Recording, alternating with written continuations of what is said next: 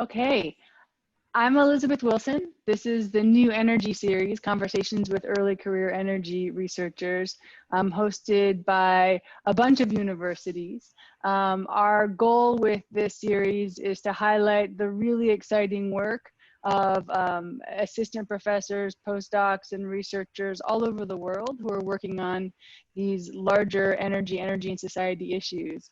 And today I'm thrilled that we have Jesse Jenkins from Princeton University, who will be speaking to us on a topic that's near and dear to my heart, thinking about clean electricity as a linchpin for a zero carbon future.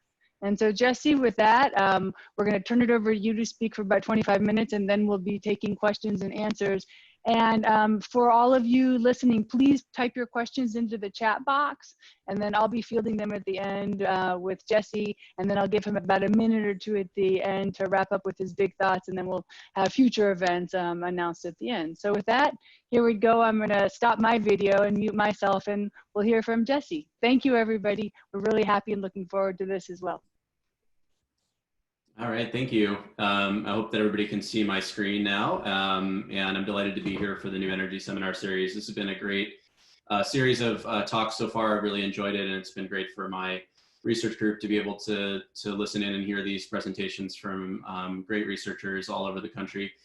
So I'm delighted to join you all today for my talk on the role of the electricity sector in reaching a net zero emissions economy for the United States. Of course, some of these principles, of course, will be pertinent for other countries, but this is focused mostly on research for the US context.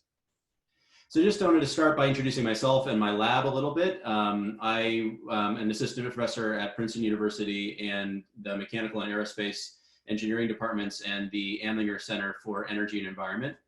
And I run a research group, which is very interdisciplinary, draws on students from all over the university in different programs, called the Zero Carbon Energy Systems Research and Optimization Lab, or the XERO Lab. And in our group, we work on trying to improve decision-making to accelerate rapid, affordable, and effective transitions to net zero carbon energy systems. We do that by approaching large-scale or macro-scale energy systems challenges through a variety of lenses, linking perspectives from engineering, economics, regulation, and policy. And we try to situate our work right at the intersection of all three of those, because all three factors are critical for trying to understand how macro-scale energy systems evolve, what's going to shape them, and the role of individual technologies or policies or choices that we might make as society in guiding energy system transitions. In our research group, we focus on three key areas. The first is improving optimization-based tools for models and methods for trying to assess energy systems. We use these optimization-based methods primarily because they provide a good framework, a consistent framework to be able to address key engineering constraints as well as economic and policy-related incentives and constraints. And then we use those tools for two primary purposes. One is to evaluate and optimize low-carbon energy technologies and understand their potential role in interaction with the whole suite of other low-carbon technologies and potentially uncertain future conditions. And finally, to do detailed studies of particular jurisdictions, regional or national scale, to help provide insights that could guide net zero energy system transitions, whether that's in the United States or particular regions of the country or in emerging economies elsewhere. So I want to talk today about what it's going to take to get to net zero emissions for the US economy as a whole, before diving into what we need to do in the electricity sector and why we focus so much of our work in my group and in my research on the electricity sector as a linchpin in the overall strategy to get to net zero emissions across all sectors of the US economy. And in this initial part of the talk, I'm going to draw a lot on insights from the NetZero America study, which is a big initiative that we've had underway at Princeton for the last year and beyond, so even predates my tenure here. And it's been led by myself along with Eric Larson and Chris Gregg, who are both senior researchers at the Andlinger Center for Energy and Environment. And with a great crew of postdocs, including Aaron Mayfield, who'll be speaking in this series, I think the next one up in a couple weeks, Andrew Pascal and Xuan Zhang, and then other faculty and consultants and experts from both Princeton and elsewhere who have helped really round out this team. The study is trying to provide what arguably is the most detailed blueprint yet for a net zero greenhouse gas emissions pathways by 2050 for the United States, including temporally and spatially resolved assessments that really focused on the scale and pacing, as well as cost, of required physical, institutional, and human resources that we need to get to net zero by 2050 across the continental US. And our goal is to really provide insights that we can communicate to a wide range of stakeholders to better understand the key components of this transition and plan ahead for the steps needed in the next decade to make sure that we can reach net zero.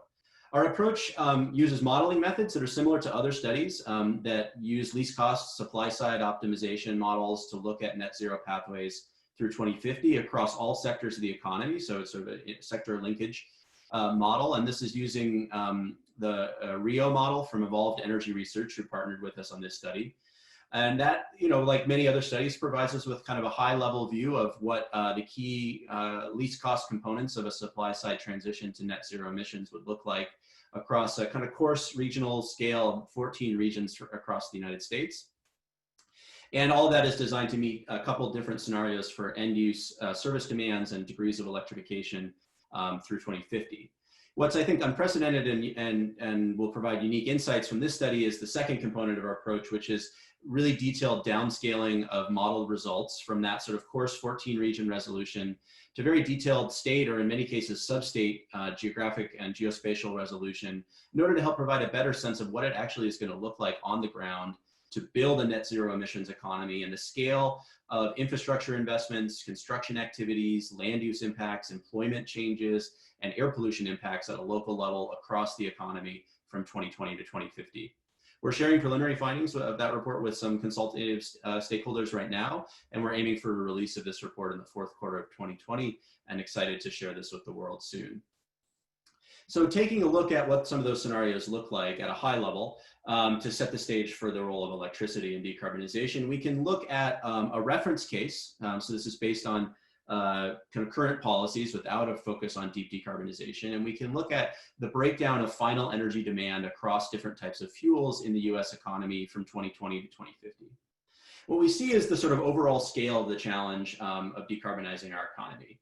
What we see is basically one third of the total demand at the top is in non-hydrocarbon fuels like electricity, hydrogen, biomass, and steam, which are either already, potentially net zero carbon, as in the case of biomass, or easily decarbonized by swapping in zero carbon electricity as the either final fuel or the intermediate fuel for hydrogen or steam production. So 1/3 of the challenge we can sort of easily decarbonize with available zero carbon electricity sources. And that leaves the other 2/3 of the challenge, which are final energy demands that in a business as usual case are met by liquid and gaseous hydrocarbon fuels. So about 2/3 of the total, and in effect is too large in scale to meet with drop-in substitutes like biofuels, or to fully offset with negative emissions or land use changes. So we got to find some way to not just decarbonize the third of our demand from electricity or hydrogen, but also to knock down the size of this blue bar, the other 2/3 of our demand from hydrocarbon fuels. So the overall net zero strategy then employs 4 major components. In addition to tackling non-CO2 greenhouse gases and land use changes, which are 2 additional components not discussed here. The first is we have to, of course, deal with that third of our final energy demand from electricity by decarbonizing electricity and ramping up clean electricity sources like wind, solar, carbon capture and sequestration, nuclear, bioenergy, et cetera.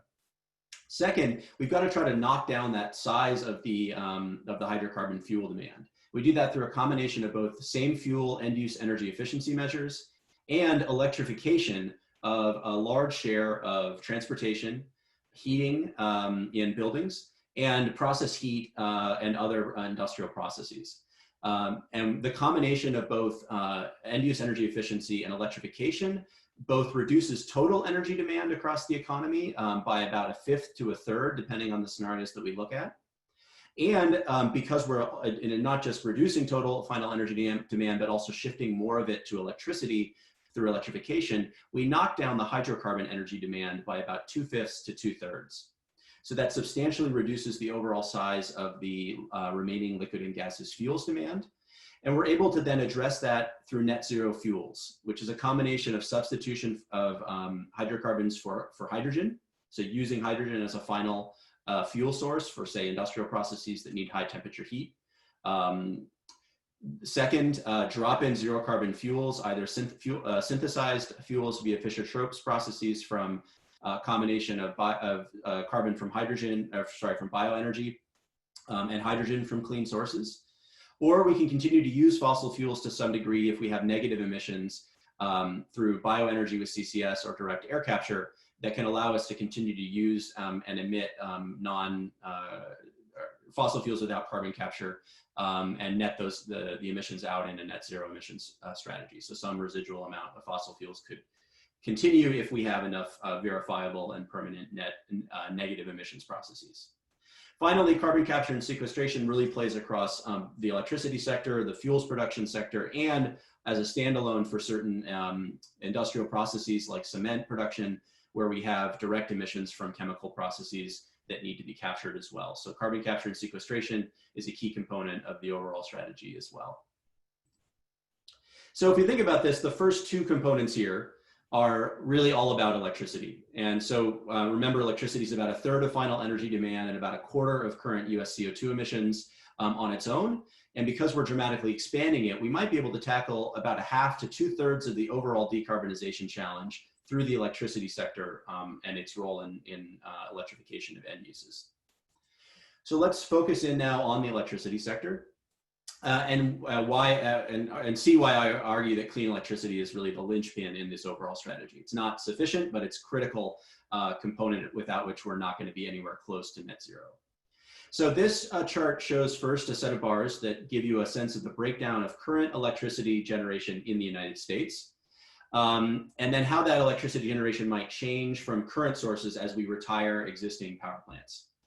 The bars here then show the range of electricity demand under two of our main scenarios for end-use demands, E+ and E-, which the plus and minus refer to differing levels of electrification. So E+ is really a rapid, high electrification scenario, where a lot of end uses, basically all of transportation and most of space heating by 2050 is electrified.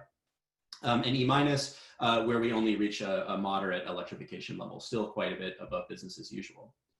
And in both cases, we see total energy demand for electricity demand here growing rapidly. So remember that final energy demand is falling in this scenario due to a combination of end use efficiency and electrification, but the electricity sector rapidly expands.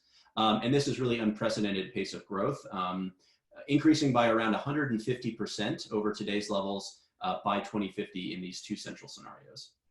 So then the gap between our existing generation and the demand in each of these periods is the new carbon-free generation that we need to be bringing online by each of these points.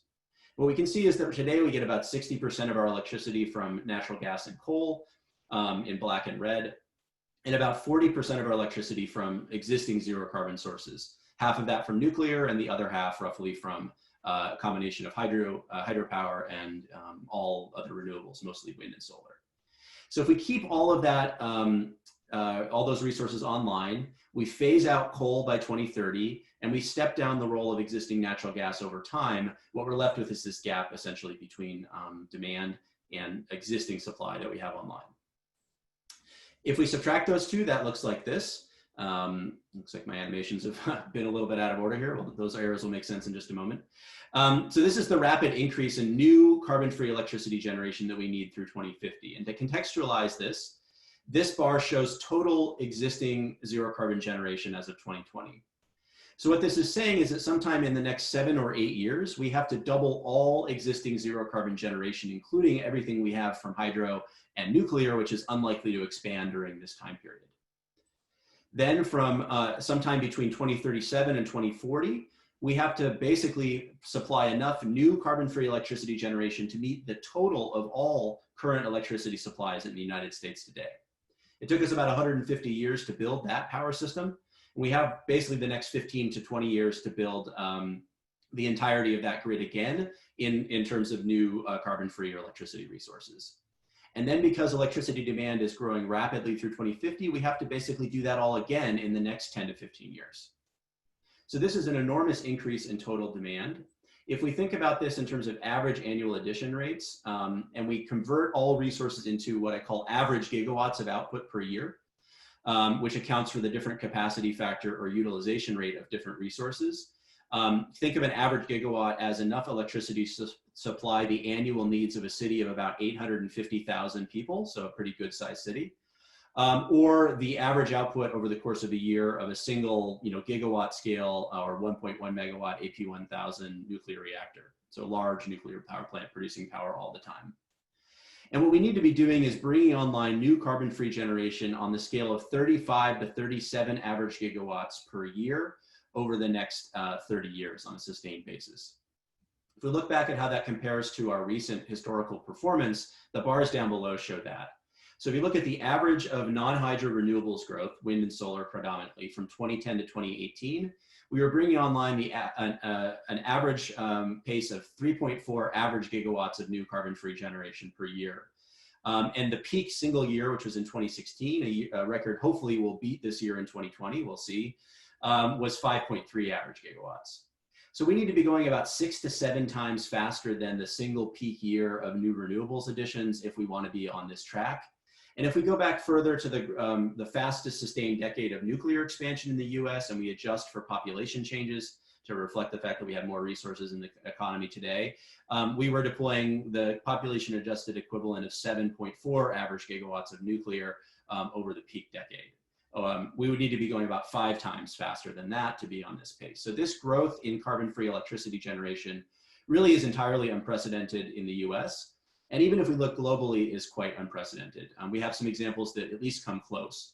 If we look at Germany, which has basically gone about twice as fast as the US in terms of both average rate and single fastest year rate, we're still well below the pace of additions that we would need in population adjusted terms to be on track for net zero in the US. Natural gas is the fastest expansion in the US from 2001 to 2010. We brought online the equivalent of 23 average gigawatts of capacity, and I think had a peak single year that neared 40 or 50 gigawatts. So that's starting to get close to the pace we need, the boom in natural gas power plants in the early 2000s. And then if we look in population adjusted terms at France or Sweden, which have the record sustained rates of zero carbon capacity additions over a decade globally, we can see that they're approaching sort of 25 to 30 average gigawatts of new nuclear at their peak when adjusted for population. So that's getting close, but even they are not quite at the pace that we're talking about. So this is a huge challenge. It's a challenge that we have to plan for immediately and need a policy environment that will support this kind of sustained additions rate. Now let's talk about the role of different technologies in meeting that overall demand. And we'll start with renewables because across all of our scenarios, they effectively take center stage in our electricity system, moving up from about 10% of our electricity today from wind and solar to a predominant role in the electricity system. And that's because we'll start with some good news. Yes, this challenge is daunting, but the good news is that thanks to proactive public policy support in the US and elsewhere over the last 2 decades, and consistent and sustained innovation and improvement in these technologies, wind, solar, and lithium-ion battery costs have plummeted over the last several years. Just the last decade alone, we've seen a basically 90% reduction in the cost of solar PV per megawatt hour of electricity supplied, about a 70% reduction in the cost of wind, and about an 85% reduction in the cost of lithium-ion battery packs in terms of their installed cost per kilowatt hour of storage capacity. This has transformed the economics of decarbonization and really made it such that we can rapidly expand wind, solar, and batteries over the next decade and beyond without significantly impacting the cost of electricity. That was simply not the case just 5 or 10 years ago.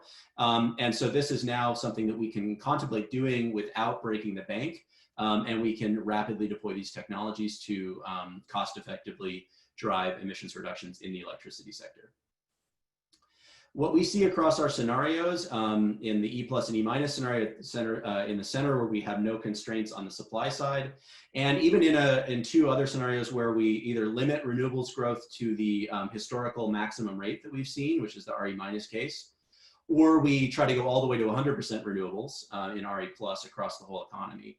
that renewables, of course, play the central role in the system, and even in our constrained case, supply about half or 40% of our total electricity supply by 2050. So these big wedges here of solar PV and onshore wind are really the big bulk of deployment of low carbon resources through the next decade and beyond to 2050. To do that, though, requires that we basically consistently smash record paces of wind and solar additions year after year over the next 3 decades. So here we have the expected addition of wind and solar that was forecasted by the US Energy Information Administration, notably prior to COVID-19. So some of these projects may have been disrupted.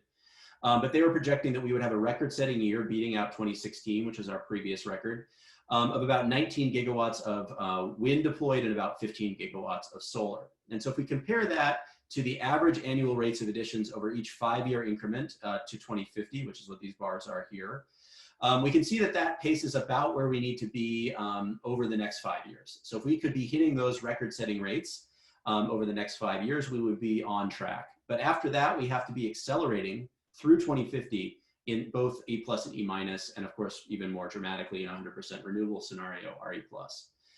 Effectively, by the 2030s, smashing the records that China set for single-year record national expansion of wind or solar in any country in any year, which are shown here. And we have to be consistently setting a new record each year. So basically, the growth of wind and solar has to not only meet and exceed records, but do that on a sustained basis, accelerating through 2050 to meet this timeline. It's also worth noting that we don't have a 100% renewable system when we look at capacity. So the previous graph was here was energy, where you can see that renewables meet most of the demand. Here, if we look at capacity, it's a little bit more balanced story.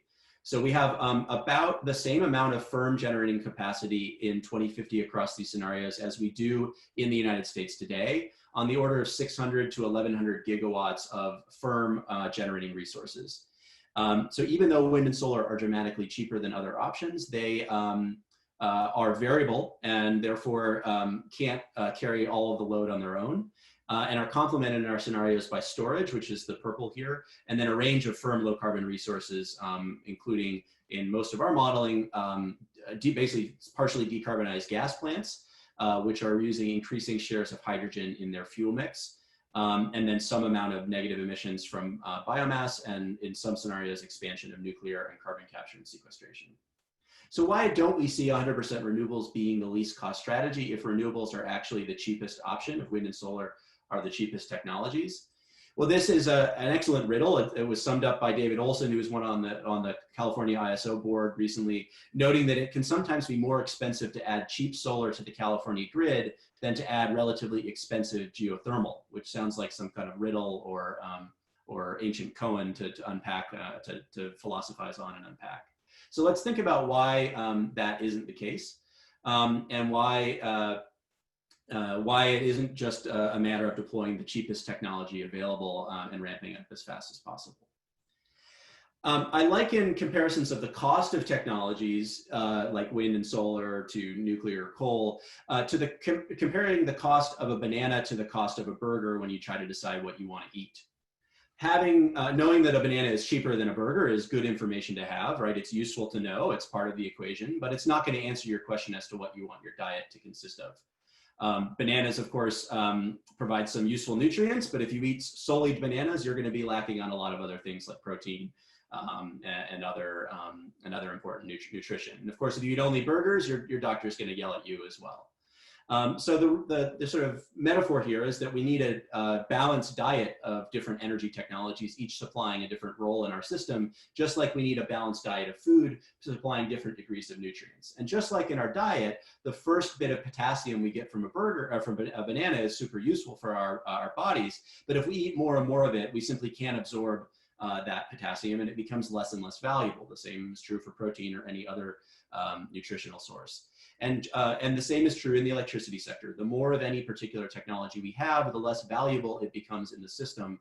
And so at some point, that value falls below its cost, and it makes sense to have a balanced portfolio of different technologies. So let's look at why that's the case in a relatively simplified example.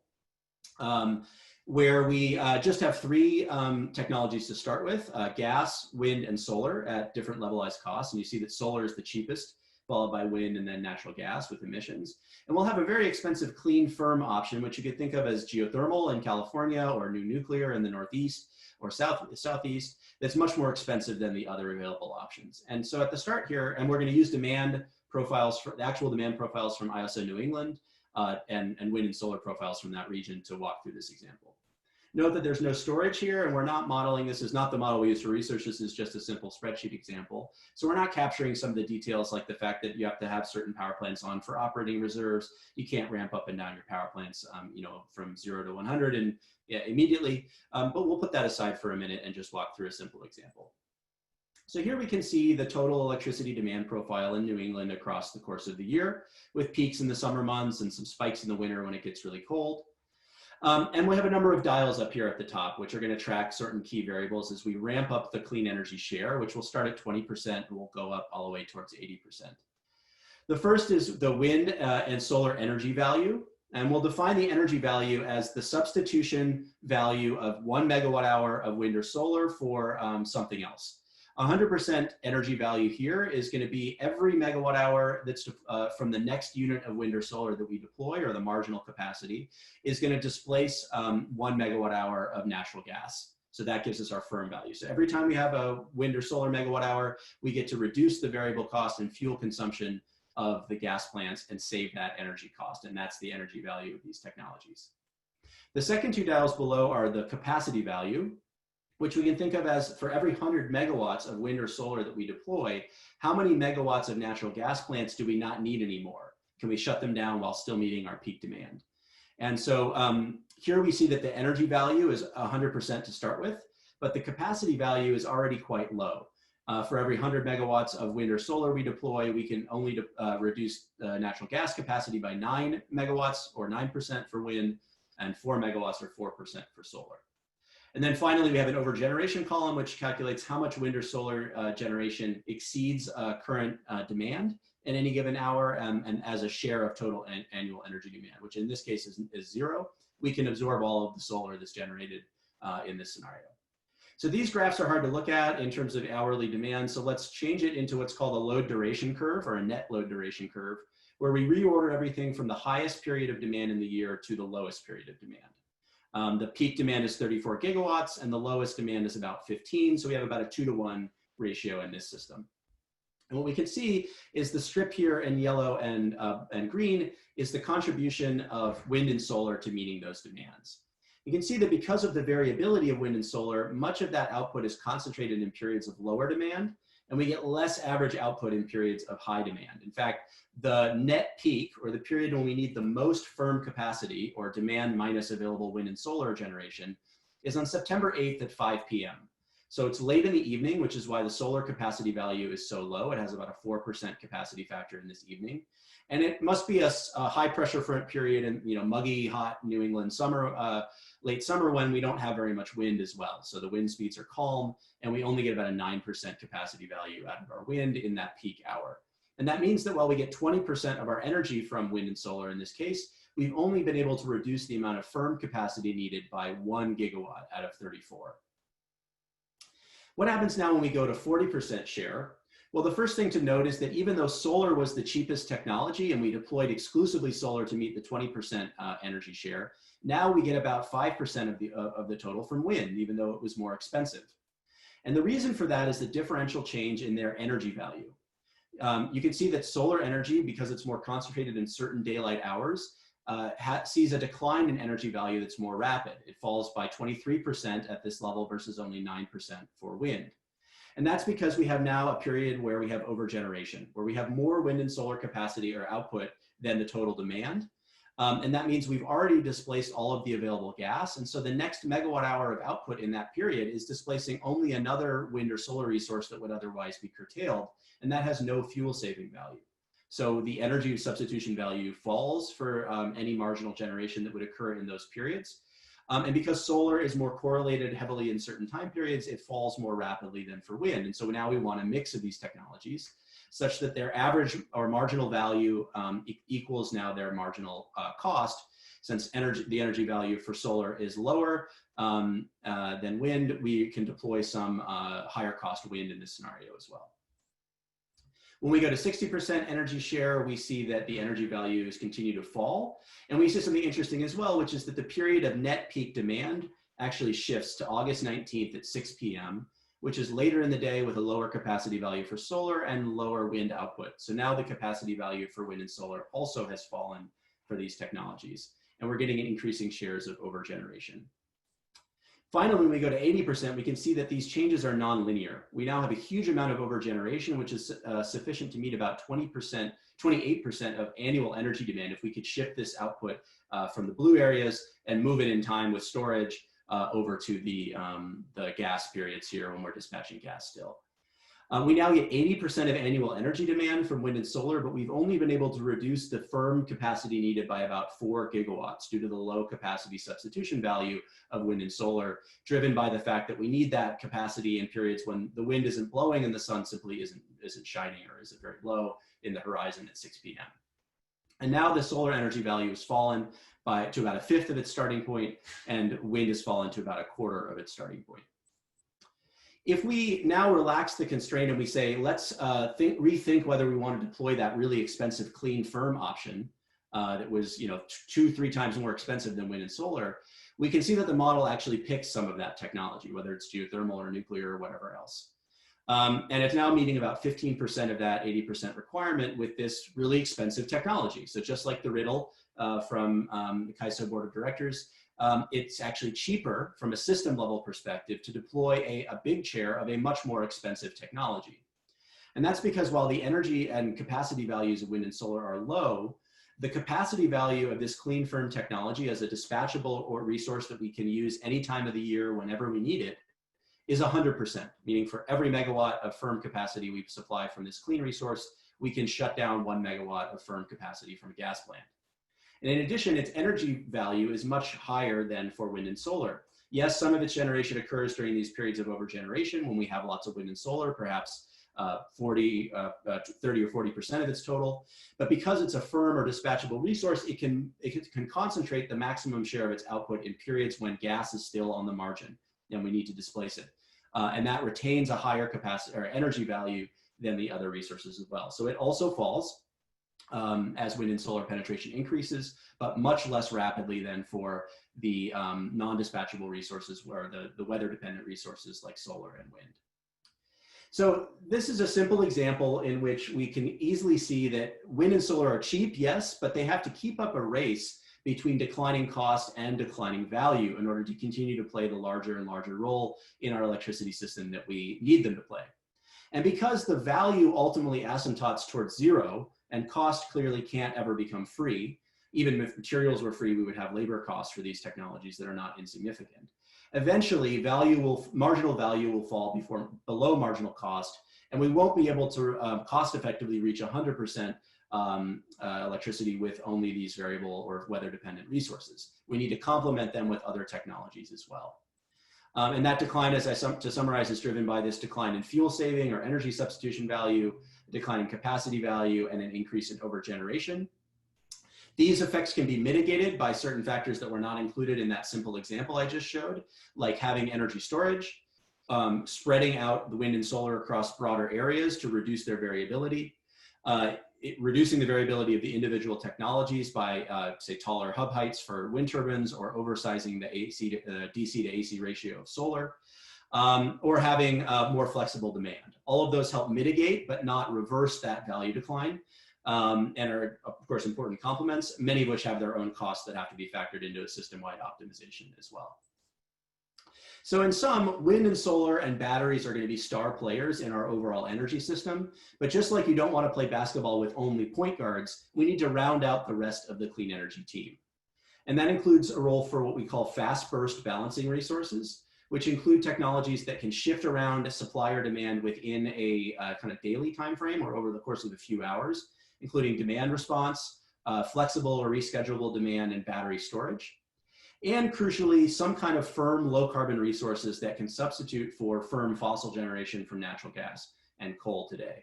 That includes geothermal, nuclear, gas or coal with carbon capture and sequestration, biomass or bioenergy, and any kind of zero carbon gas, whether that's hydrogen or ammonia or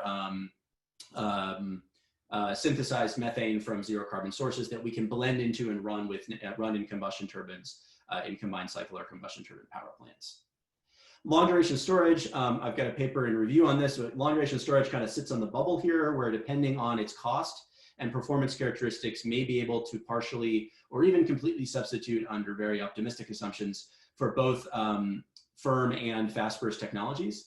And large reservoir hydro systems play a similar kind of intermediary role as well on the border between variable weather dependent resources and firm technology. So if it's a large enough reservoir system that you can avoid interannual variability, then maybe it can play a role as a firm resource as well. So let's talk briefly. I know I'm running a little over time for questions. I want to save some time for discussion. So I'll just talk briefly about the role of clean firm resources and point you to a recent paper that you can look at for more, which just demonstrates the critical role that these technologies play and the reason why in our net zero scenarios as well, we see a big role for firm low carbon generation in the final capacity mix along with wind and solar and batteries. The reality is that we can, to fully decarbonize our electricity system, we need some kind of substitutes for natural gas and for any retiring nuclear units that are going to go offline due to age or safety concerns over the next 3 decades. We can get a long way with just wind, solar, renewables, and gas, and we should be ramping up those, using those technologies to rapidly reduce emissions in the near term. But we also need to spend the next decade ensuring that we have a full suite of cost-effective technologies to reach net zero and to get to a carbon-free electricity system. And that means clean, firm technologies. We explored a range of these technologies with my colleagues from MIT, including Nestor Sepulveda, Fernando de Cisternes, who's now at the World Bank, and Richard Lester, a professor of nuclear science and engineering at MIT. In a paper that we published in Joule in 2018 on the role of firm low carbon electricity resources. And here we did a wide range of technology sensitivity analyses and other sensitivities to explore the role of firm resources as we tightened progressively an emissions cap all the way down to zero emissions. What we found was that the availability of one or more firm low carbon technologies reduced the cost of a zero carbon scenario by 10 to 62%, depending on the assumptions used. So substantial cost reductions relative to wind, solar, and batteries, the technologies that we sort of have on the shelf today and have a lot of public policy support relative to just having those technologies alone. And without these resources, we can go far towards zero, but electricity costs rise rapidly and non-linearly as we get towards near zero emissions. You can see that in this chart here, which is for our northern system. We did 2 different regions. This is a northern latitude system using weather and demand profiles consistent with New England, where we see that as we tighten the CO2 emissions cap towards zero, this nonlinear increase in the cost of the scenarios here, where all we have are fuel saving wind and solar and what we call fast burst resources, demand flexibility, demand response, and energy storage. And then natural gas that fills the gap, but gets progressively squeezed out as we push the emissions limit down towards zero. Here we complement those with a range of different firm low carbon technologies, including nuclear, gas with CCS, biogas, and bioenergy. And the different dots correspond to different wind, solar, and battery cost assumptions, with conservative being about 2018 costs, and then mid and low costs projections from the NREL annual technology baseline. What we can see is 2 things here. First, or 3 things, I should say. First, up until about 100 grams per kilowatt hour emissions limit, which is about an 80% reduction from today's levels, the cost differences in these 2 scenarios are not significant.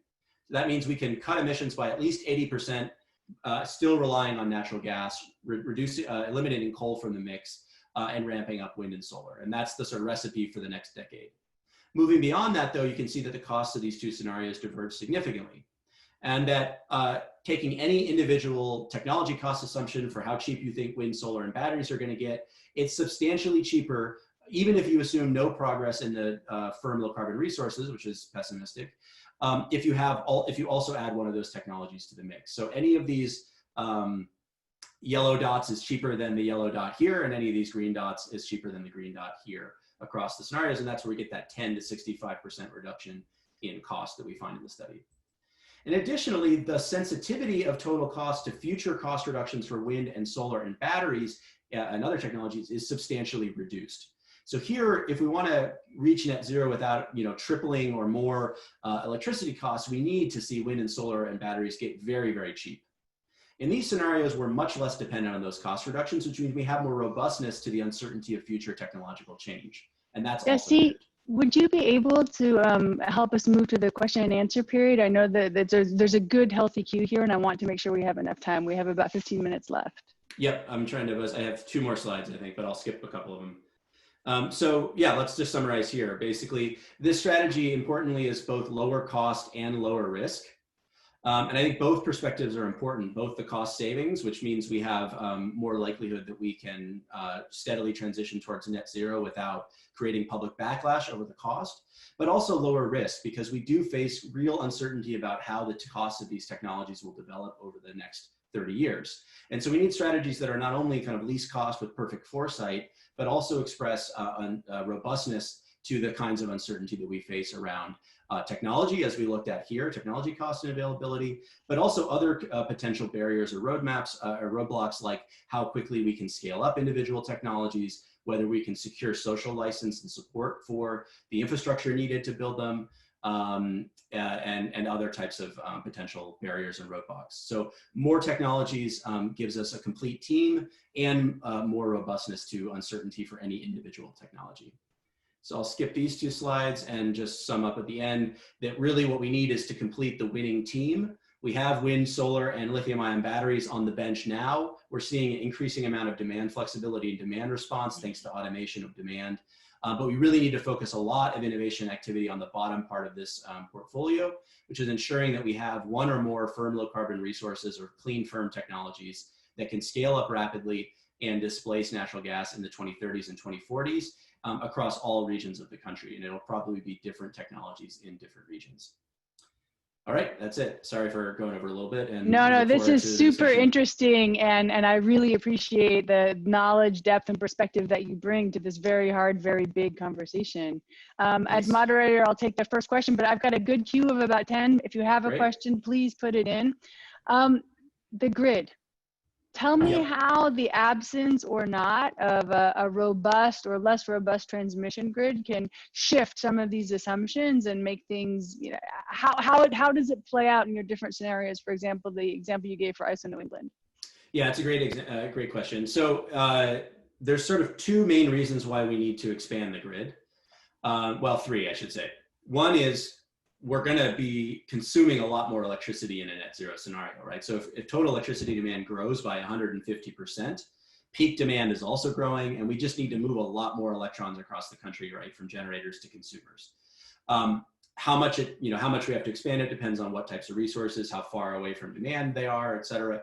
But just the sheer growth of the electricity demand itself is going to require a new era of reinvestment in our electricity transmission grid that we really haven't seen in decades, where demand has been relatively flat, and we've been sort of just upkeeping the system that we have now. So that's the first reason.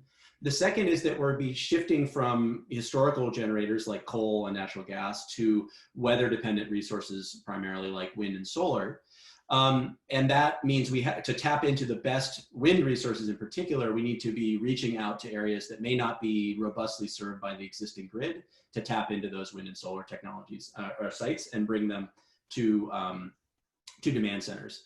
I heard a great little factoid that's useful to think about here from Barry Rand, who's a professor in electrical engineering in the Emlinger Center at Princeton just the other day, which is that if you look at the total solar resource, so insolation across the United States, and the total wind quality, that it varies, the wind speeds and the solar resource vary by only about 2x across the country, so from the best site to the worst site.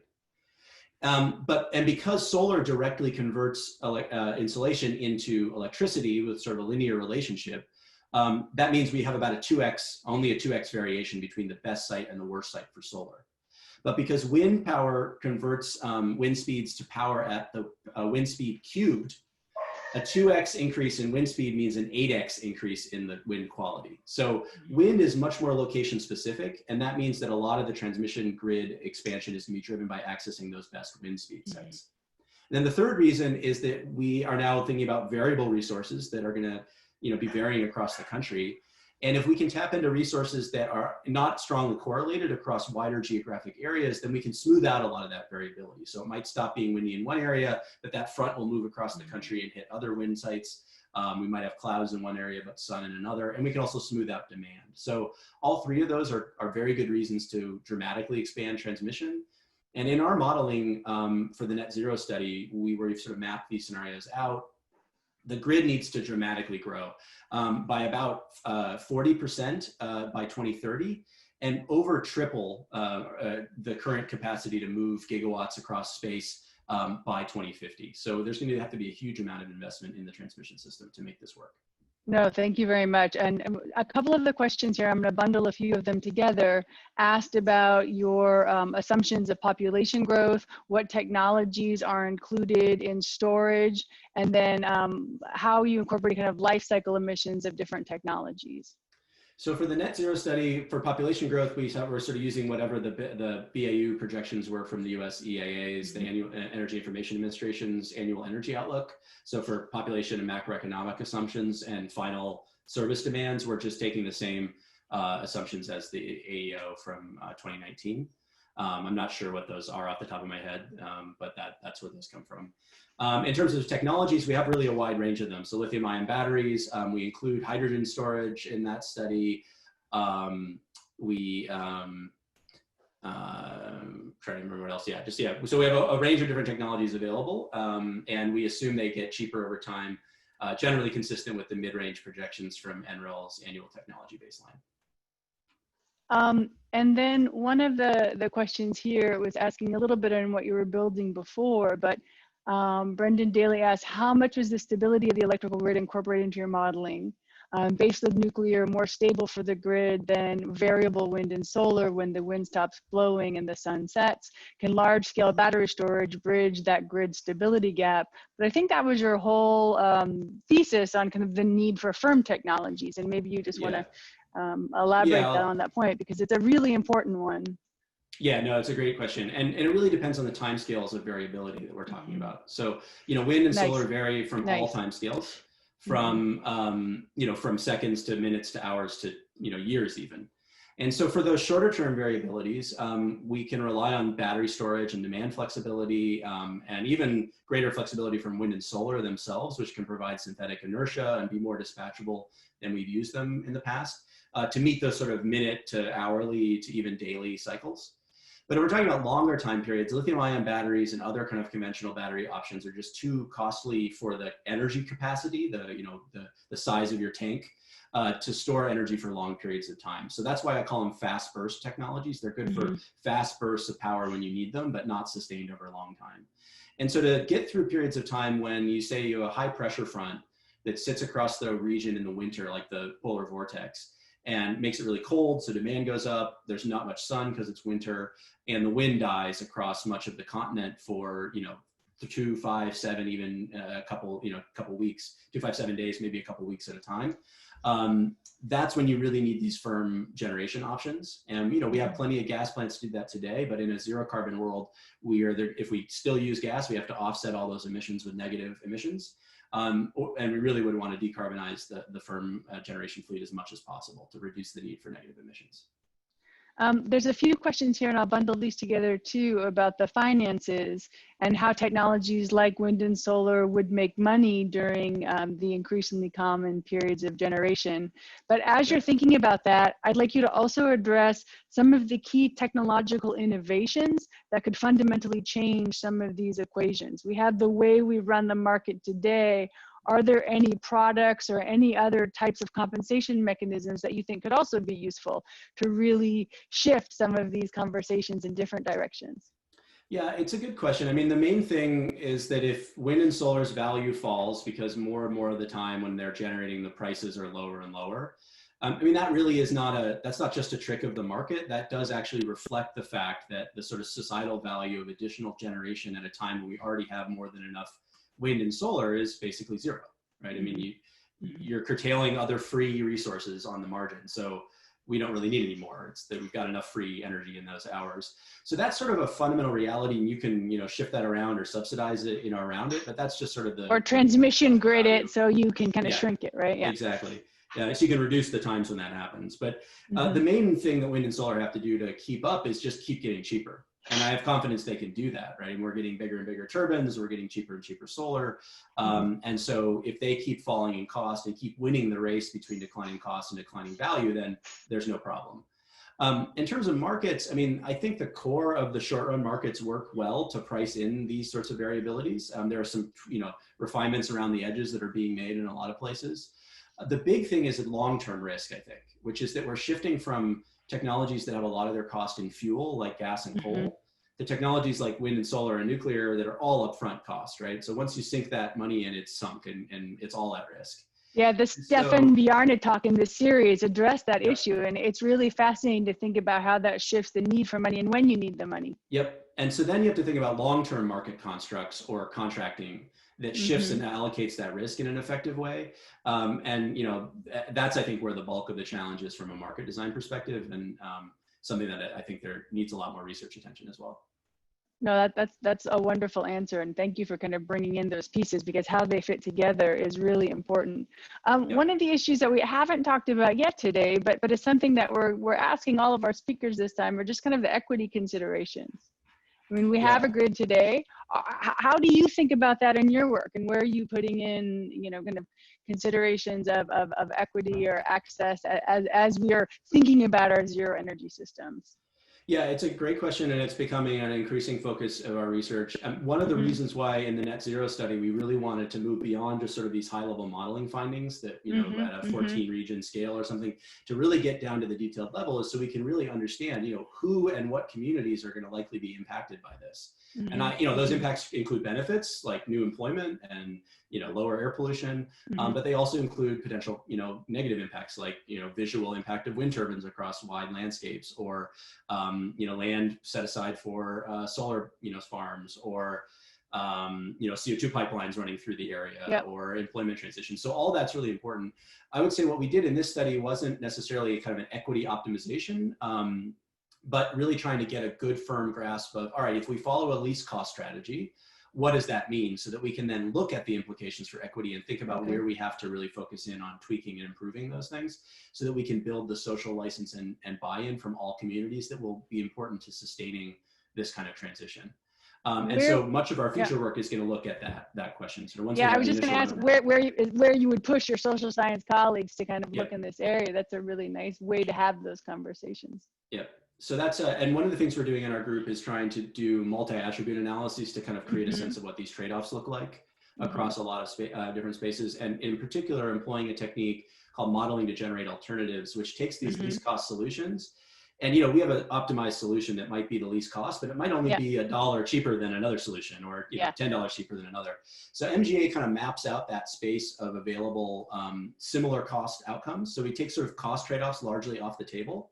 And then we can look at how what the trade-offs look like across all these other different attributes, which matter to different stakeholders. And importantly for us as researchers, matter with different levels of subjectivity and value, right? I can't tell you what the best strategy is, because you might care differently about things than I do, but we can enumerate quantitatively what all those trade-offs look like and try to provide more insight. And that's something that Destiny talks about in her research, Destiny Knock, and a lot of other folks are trying to tackle that, because it is really critical support and insight for decision makers that have different values and preferences.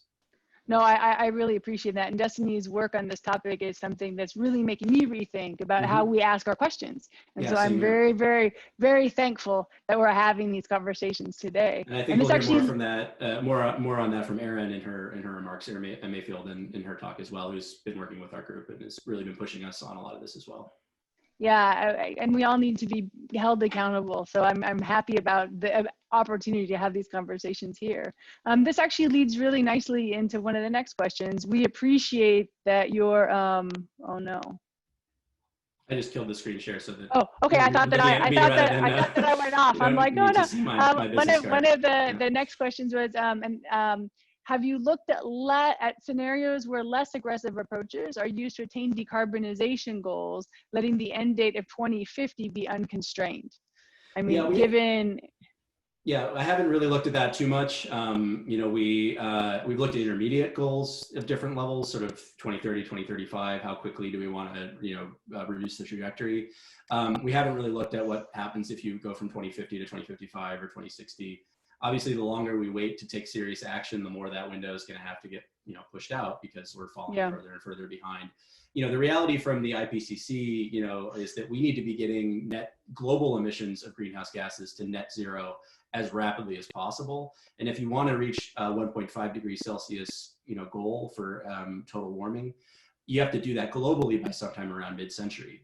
And so the US, as a rich country that has the means to do it, and arguably a moral obligation given our historic contribution to emissions, which is the greatest in the world, should probably be beating that if that's the goal, right? So 2050 is the absolute latest, from that perspective that we should be targeting. If we fall behind, fine, but we should be aiming high, I think, and trying to go as quickly as we can.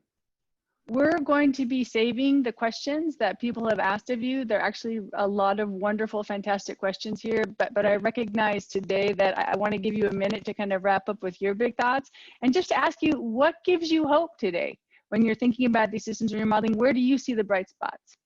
Yeah, I mean, that's a great question. The biggest change, I think, that the biggest thing that gives me hope, we talked a little bit about at the beginning of the presentation, is just how much of an impact policy can have on driving the cost of technology, which can then feed back to the politics and policy, right? So you have sort of this feedback loop. Wind and solar were very expensive a decade ago, and even more so 2 decades, 3 decades ago. Right, right. It was always, Yeah, it was alternative energy, right? It was extremely expensive alternative technology. And we subsidized those technologies or required their adoption through policies here in Germany and Japan and elsewhere. And that drove a series of incremental innovation, learning by doing, economies of scale, and steady cost reductions that have made these technologies now the cheapest new sources of clean electricity, not just clean electricity, but electricity across much of the country. And that in the last couple of years, I think, has fundamentally changed the political discourse as well. So now you have multiple states that have committed in law, either executive order or legislation, to a 100% carbon-free electricity grid by 2040, 2045, et cetera. 2 years ago, there were 0 states that had committed to that. Now there's 7 or 8 or more now. And we had every candidate in the Democratic primary talking about net zero by 2050 and 100% clean electricity by someday. So the political conversation has shifted, and I think that owes to the change in technology, which owes to the change in policy.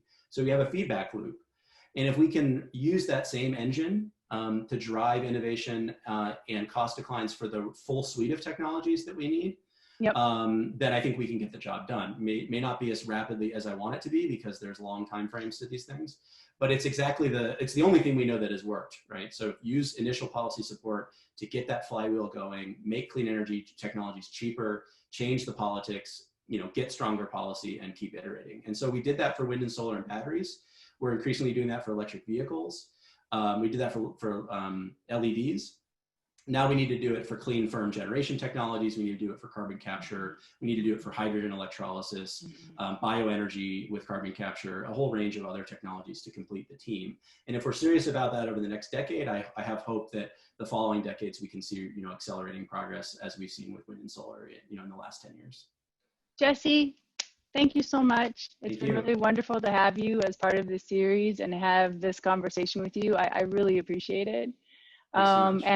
And again, for everybody who's listening, name suggestions for other speakers to participate in the series. We really want to make it highlighting the work of the smartest people in the world, the assistant professors and postdocs who are working on these really critical topics that matter to us all. We have a couple more events coming up that actually link really well with this talk. And actually back to the transmission story, Stephanie Lenhart will be talking about the market governance rules with RTOs, looking at the market rules for energy storage, which is a very complementary thing of thinking about how do you actually operationalize this in our regional transition organizations. And then at Dartmouth, we're doing a very beginner energy course. So if you have any friends that you want to talk about energy and it's just too hard, send them to our beginner course and get them up to speed so you can have fun conversations with friends and family members. And then Aaron's talk is on September 23rd, prioritizing social equity infrastructure. So we've got a great series lined up. Again, we're looking for more people to populate our term for winter, spring, and summer next year. And with that, thank you everybody for participating. Thanks for the great questions. Jesse will send you a list of the questions as well, and everybody feel free to follow up too. So thanks again. Take care, everybody. Yeah, bye-bye. Be well. Be well.